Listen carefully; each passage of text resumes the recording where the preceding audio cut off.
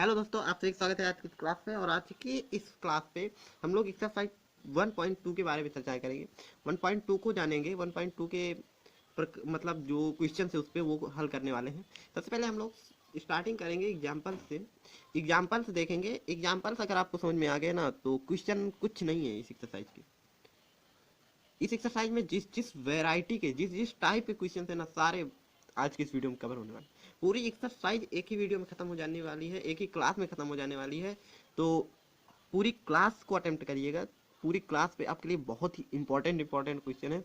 Board exam के लिए भी इंपॉर्टेंट क्वेश्चन है, ठीक है। हालांकि हमने इस एक्सरसाइज का प्रारंभ जो है पिछले वीडियो पे, पिछली क्लास पे हमने कर दिया था। जो इस एक्सरसाइज का जो हमारा जो एक्सरसाइज है 1.2, जिसपे हमें अपरिमेय संख्याओं का पुनर्भ्रमण के बारे में चर्चा करनी है, वो हमने क्या 1.2 एक्सरसाइज को हमने पिछली क्लास पे स्टार्टिंग कर दी थी, जहां पास हमने सिर्फ एक ही क्वेश्चन किया था, √2 को सिद्ध कीजिए। √2 को कैसे सिद्ध करते हैं? तो √2 को सिद्ध अगर आप कर ले गए तो √2 के बाद √3, √5, √7 इत्यादि जो है उनको आप सरल हल कर सकते हैं, ठीक है। तो चूंकि चलिए अब हम स्टार्ट करते हैं। तो पहला क्वेश्चन क्या है? पहला क्वेश्चन कह रहा है सिद्ध कीजिए कि 5 माइनस √3 एक अपरिमेय संख्या है। क्या? 5 माइनस √3 एक अपरिमेय संख्या। जैसा कि पिछली क्लास में हमने बताया था, सबसे पहले आपको क्या करना है, माना 5 माइनस √3, 5 माइनस √3 एक परिमेय संख्या है। क्या? एक परिमेय संख्या है। क्या है? एक परिमेय संख्या, ठीक है। आई होप आप सभी को परिमेय और अपरिमेय संख्याएं पता होंगी। अब इस पे ज़्यादा चर्चा करने की जरूरत नहीं है कि परिमेय संख्या क्या होती है, अपरिमेय संख्या क्या होती है, ठीक है। तो चूंकि जब तो क्या हो जाएगा, 5 minus √3 equal P upon Q हो जाएगा। और जहाँ पी और क्यू क्या है, जहाँ पी कॉमा क्यू सह अभाज्य संख्या है। क्या? सह अभाज्य संख्याएं हैं, ठीक है। सहअभाज्य संख्याओं को मैंने बता रखा था। और क्यों डज नॉट इक्वल 0 है, ठीक है। सहअभाज्य संख्या जिनका मासा एक होता है वो होती है सहअभाज्य संख्या, ठीक है। तो चलिए आगे बात करते हैं। इस पे आगे बात करें तो हमें जब ये करेंगे तो √3 को एक साइड रखना है और बाकी सबको एक साइड रखना है। तो √3 इक्वल अगर बात करें तो पी अपान √3 इक्वल पी अपान क्यू माइनस, अगर यहाँ पास बात करें तो माइनस का √3 होगा पी अपान क्यू, और माइनस का हो जाएगा 5। और अगर हम इसी को लिखना चाहें तो क्या लिख सकते हैं, इसी को अगर हम लिखना चाहें तो क्या लिख सकते हैं कि √3 equal 5 minus P upon Q. पूरे में 5 का वो माइनस का गुणा करा दीजिए, आ जाएगा ये, ठीक है। तो चूंकि यहाँ से हमें क्या ज्ञात होता है कि ये जो है पी अपॉन क्यू क्या है, एक पूर्णांक है या सहअभाज्य संख्या है। तो यहाँ पास क्या, ये परिमेय संख्या, तो ये दो पूरी क्या संख्या होगी, ये क्या होगी, परिमेय होगी। क्योंकि यहाँ पास से हमें क्या ज्ञात हो रहा है कि यहाँ पास अगर थ्योरी लिखने की बात करें तो थ्योरी आप लिखेंगे पी कॉमा क्यू पूर्णांक है। क्या है? पूर्णांक है। तो 5 माइनस पी अपॉन क्यू परिमेय संख्या होगी, परिमेय संख्या है। अतः √3 भी परिमेय संख्या होगी, √3 भी परिमेय संख्या होगी। अच्छा, यहाँ पास आपको एक बात याद आई कि जब हमने पिछली क्लास पे चर्चा की थी कि √2, √3, √5 ये सब अपरिमेय संख्या है, ठीक है। अब यहाँ पास हम कह रहे हैं कि √3 एक परिमेय संख्या है। अतः है, अब हम यहाँ पास क्या लिख सकते हैं, अतः इस तथ्य का इस तथ्य का विरोधाभास विरोधाभास उत्पन्न हो रहा है कि √3 एक अपरिमेय संख्या है, अपरिमेय संख्या है। इसी कारण मैंने पहले आपको √2, √3, √5 के बारे में बताया था। इसी वजह √2 को बताया था कि √3, √5 आप स्वयं से करिएगा, ठीक है। यही कारण था कि पहले √2 को बताना पड़ा, नहीं ये क्वेश्चन आपको समझ में नहीं आता। √3 एक अपरिमेय संख्या है, हमने इसको सिद्ध कर चुका है, ठीक है। तो जब √3 एक अपरिमेय संख्या है तो अब क्या लिख सकते हैं कि आता है 5 माइनस √3 एक अपरिमेय संख्या है, अपरिमेय संख्या है। ठीक है, यहीं से ये हो जाता है प्रूव्ड। ठीक है, ये या लिख सकते हैं इति सिद्धम, इति सिद्धम। ठीक है, अब बात करते हैं अगले क्वेश्चन की। अगला क्वेश्चन क्या है देखते हैं। तो ये क्वेश्चन आई होप आप सभी को क्लियर होगा। इस क्वेश्चन पे कोई भी डाउट किसी भी बच्चे को नहीं होगा, तो अगर डाउट होना नहीं चाहिए वैसे। ठीक है, समझ में आया। चलिए, दर्शाइए कि 3√2 एक अपरिमेय संख्या है। इसको हमें बताना है कि ये 3√2 अगर है अपरिमेय संख्या है तो कैसे है, दर्शाना है, हमें बताना है पूरा प्रूफ करके। क्या पूरा प्रूफ करके हमें बताना है। तो सबसे पहले वही कंडीशन, माना 3√2 एक परिमेय संख्या है, परिमेय संख्या है। ठीक है, जब ये परिमेय संख्या है तो हम क्या लिख सकते हैं, 3√2 इक्वल P अपान क्यू, P अपान क्यू, जहाँ P अपान क्यू क्या है, जहाँ P, Q सह अभाज्य संख्याएं हैं, सह अभाज्य संख्याएं हैं। ओके, और Q does not equal 0। Okay, तो यहाँ पास अगर ये सब हमने इतना कर लिया तो अब हम क्या कर सकते हैं, यहाँ पास रूट जो हमारा क्या है, √2 को एक साइड रख लें और बाकी सबको उधर भेज दें। √2 को एक साइड रोक लें और बाकी ये 3 गुणे में है इधर जाए, क्या जाएगा, इक्वल P अपान 3Q, P अपान 3Q। तो यहाँ पास क्या हो जाएगा कि यहाँ पास अगर हम बात कर लें इसकी तो क्या हो जाएगा, यहाँ पास अगर हम ये जो है हमारा √3 या ये इसकी बात करें, P और Q क्या है, यहाँ पास पूर्णांक है। चूंकि P, Q पूर्णांक हैं, पूर्णांक हैं, इसलिए क्या, इसलिए जो हमारे क्या होंगे, इसलिए P अपान 3Q एक परिमेय संख्या होगी, एक परिमेय संख्या है। अतः √2 भी परिमेय संख्या होगी, भी परिमेय संख्या होगी।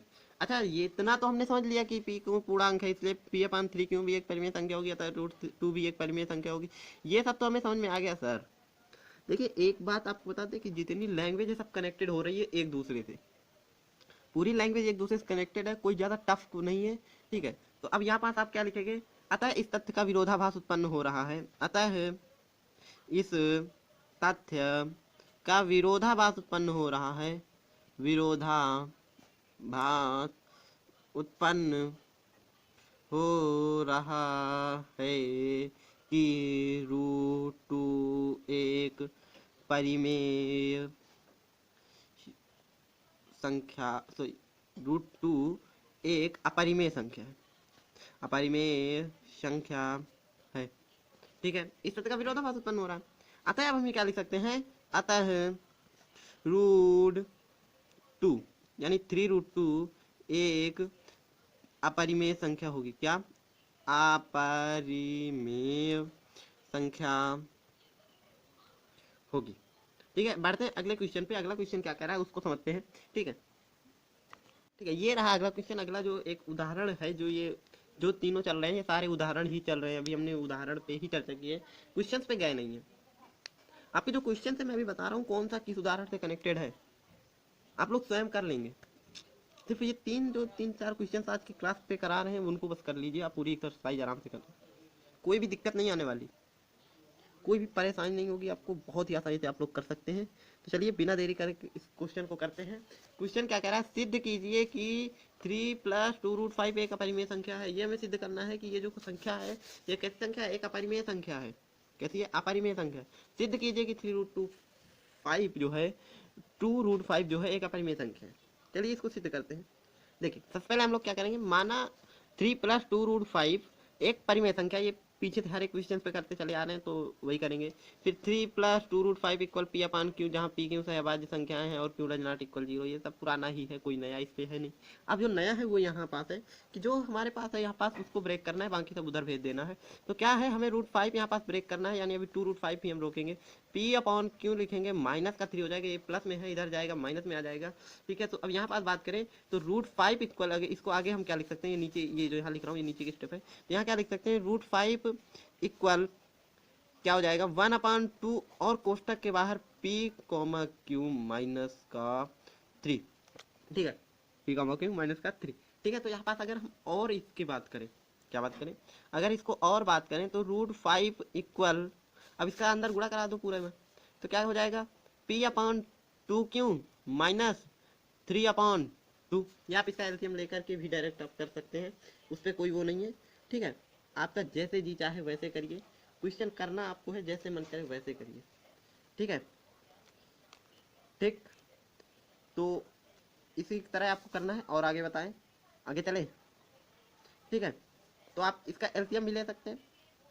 तो इसके अकॉर्डिंग अगर देखा जाए तो ये दोनों क्या है, हमारे पूर्णांक है, या फिर आप इसको एक यहाँ से ही कर सकते हैं, या एक स्टेप इस पे अगर बढ़ाना चाहें तो बढ़ा सकते हैं। स्टेप क्या हो जाएगा 5√5 इक्वल पी, और इन दोनों का अगर एलसीएम लेंगे तो क्या आ जाएगा, एलसीएम क्या होगा 2q, और 2q का एलसीएम होगा ऊपर इस पे क्या आ जाएगा p माइनस, यहाँ पास क्या हो जाएगा 3q। अब फिर वही जो पुरानी प्रक्रिया है वो आप करेंगे, क्योंकि p, q, क्या p, q पूर्णांक है, अतः क्या होगा यहाँ पास, अतः p माइनस 3q/2q एक परिमेय संख्या होगी, एक परिमेय संख्या होगी। इसलिए √5 एक परिमेय संख्या होगी, परिमेय संख्या है। और इसके बाद आप वही जो पुरानी लाइन लिखते आए हैं वही लिख सकते हैं, या एक नई लाइन जो है वो भी आप लिख सकते हैं। आपको लिखना हो कि लिख सकते हैं, हम सिद्ध कर चुके हैं, हम सिद्ध कर चुके हैं कि √5 एक अपरिमेय संख्या है, अपरिमेय संख्या है। अतः आप लिख सकते हैं कि हम सिद्ध कर चुके हैं कि √5 एक अपरिमेय संख्या है, इसलिए अतः 3 + 2√5 एक अपरिमेय संख्या है। तो इतना ही करके आपको यहाँ पास खत्म हो जाना है। एक जो क्वेश्चन है मैं लेना चाहूँगा एक इसी एक्सरसाइज में, जो क्वेश्चन क्या है मैं ले रहा हूँ, क्वेश्चन ये है कि 1/√2 को सिद्ध कीजिए, कि यह एक अपरिमेय संख्या है, क्या अपरिमेय संख्या है। ये क्वेश्चन एक हल करेंगे, इसको समझेंगे। ठीक है, तो सबसे पहले इस पे हम लोग जैसे पुराने क्वेश्चन पे किया है वैसे ही करेंगे। माना 1/√2 एक परिमेय संख्या है, एक परिमेय संख्या है। तो अब 1/√2 इक्वल p/q कर देंगे, इक्वल इधर साइड लिख देंगे, p, q सह अभाज्य संख्याएं हैं, सह अभाज्य संख्याएं हैं, और q डज नॉट इक्वल 0 है। ठीक है, इसी के मेथड पे आगे हम चलते हुए इनका क्रॉस मल्टीप्लाई करा देंगे तो क्या हो जाएगा, ये क्रॉस मल्टीप्लाई होगा तो क्या हो जाएगा q इक्वल 2p। अब यहाँ पास अगर इसको आ गए तो अब हम क्या करते हैं, इनमें दोनों पक्षों का वर्ग करने पर, दोनों पक्षों का वर्ग करने पर, दोनों पक्षों का वर्ग करने पर तो क्या हो जाएगा q² is equal 2p square नहीं हो गया 4 हो जाएगा। ठीक है, 2 का स्क्वायर 4 हो जाएगा। ठीक है, तो अब यहाँ पास अगर सॉरी यहाँ √2 रहेगा, थोड़ा गलत हो रहा है, यहाँ 2 ही रहेगा। ठीक है, ये क्या हो जाएगा 2p स्क्वायर। ओके, जब √2 है तो स्क्वायर से रूट हट जाएगा। आता है, अब हम क्या कर सकते हैं यहाँ पास कि अगले स्टेप पे अगर बात करें तो इसमें हम लिख सकते हैं, यहाँ पास q² 2 से विभाज्य लिखेंगे। जैसे समीकरण 1 मान लीजिए क्यों स्क्वायर 2 से विभाज्य है अतः क्यों भी 2 से विभाज्य होगा। ठीक है, विभाज्य होगा। ठीक है, जब इतना लिखने के बाद आप लोग क्या करेंगे कि एक मानेंगे Q is equal to R, जहाँ आर एक पूर्णांक है। क्या? जहाँ आर एक पूर्णांक है यानी इंटीजर है। ठीक है, आर एक पूर्णांक है। अब अगर यहीं पास हम लोग थोड़ा सा और आगे बढ़ें इसी पे, तो आगे बढ़ने के साथ साथ हम लोग इस पे क्या कर सकते हैं, क्यू स्क्वायर टू आर, जहाँ आर एक पूर्णांक है तो क्या हो जाएगा, क्यू इज इक्वल तो क्योंकि इस मान को अब हम समीकरण 1 में रख देंगे, ये समीकरण 1 है तो लिखेंगे क्योंकि इस मान को समीकरण 1 में रखने पर, अब जब इसको समीकरण 1 में रख लेंगे तो क्या हो जाएगा, हमारा हो जाएगा क्यू का मान है तो रखेंगे क्या आ जाएगा, 2r का whole square equal 2p square. अब यहाँ क्या हो जाएगा, 4r square equal 2p square. जब इससे इसको काटोगे तो क्या बचेगा, 2r is equal p square. अब यहाँ पास लिखोगे आप, क्या लिखोगे कि p स्क्वायर 2 से विभाज्य है अतः p भी 2 से विभाज्य होगा। तो इसके अकॉर्डिंग क्या आप थ्योरी अब यहाँ पास क्या लिख सकते हैं, थ्योरी जो अब यहाँ पास लिखना है मेन वो क्या लिखेंगे P कॉमा क्यू के या का P कॉमा क्यू का एक उभयनिष्ठ, ठीक है, उभयनिष्ठ गुणनखंड कितना है, 2 है, गुणनखंड 2 है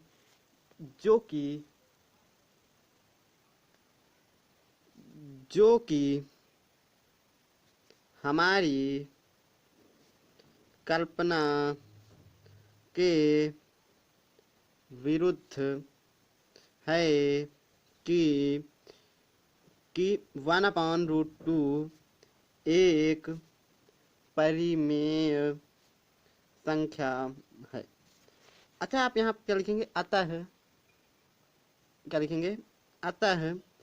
क्या 1/√2 एक परिमेय संख्या है। ठीक है, तो आई होप आप सभी को ये क्वेश्चन अच्छे समझ में आ गया होगा और यहीं पास प्रूफ लिख देंगे। ठीक है, या इति सिद्धम भी आप लिख सकते हैं। ठीक है, तो चलिए, आई होप आप सभी को ये समझ में आ गया हो। तो आप सभी का यहाँ से इसी क्वेश्चन से हमारा ये जो चैप्टर है ये खत्म हो गया है। तो अब नेक्स्ट चैप्टर जो है आपका स्टार्ट होने वाला है। क्या है जो नेक्स्ट चैप्टर है वो क्या है, वो है बहुपद। आप लोगों का जो अगला चैप्टर है वो क्या है, बहुपद चैप्टर स्टार्ट होने वाला है, जिसके हमने बेसिक का वीडियो बना रखा है, आप वो देख सकते हैं, क्योंकि बेसिक पे आपको ज़्यादा कवर करना है। अगर आपने क्लास 9th में अच्छे से बहुपद पढ़ा है तो भी आप देख सकते हैं, उस पर आपको बहुत सारी चीज़ें क्लियर हो जानी है। क्लास 9th से आपका एक बार रिवीजन हो जाएगा और वो आपको बेसिक का जो वीडियो है क्लास 9th का, वो क्लास 9th और 10th दोनों के बेस पे इम्पोर्टेंट है। क्लास 9th और 10th दोनों के बेस पे इम्पोर्टेंट है, क्योंकि यहाँ पास जब हम शुरू करेंगे तो केवल हम लोग क्या शुरू करेंगे, यहाँ पास हम लोग जो शुरू करेंगे तो क्लास 10th के बेसिक बताएंगे और आपके 9th के बेसिक पे उतना कवर नहीं रहेगा। तो वहाँ पास पूरा बताया गया है 9th से लेके 10th तक का पूरा। ठीक है, आपको बेसिक का वीडियो जरूर देख लीजिएगा। ठीक है, स्लाइड में लिंक आ रही होगी तो उस पर क्लिक करके आप देख सकते हैं, या आप मेरे चैनल पे जा करके बेसिक वाले प्लेलिस्ट एक बना हुआ है बेसिक मैथ्स बेसिक नॉलेज की, उस पर आप जाके देख सकते हैं। ठीक है, तो आई होप आप सभी को आज की क्लास में आनंद आया होगा। चलिए, tata, bye bye, see you.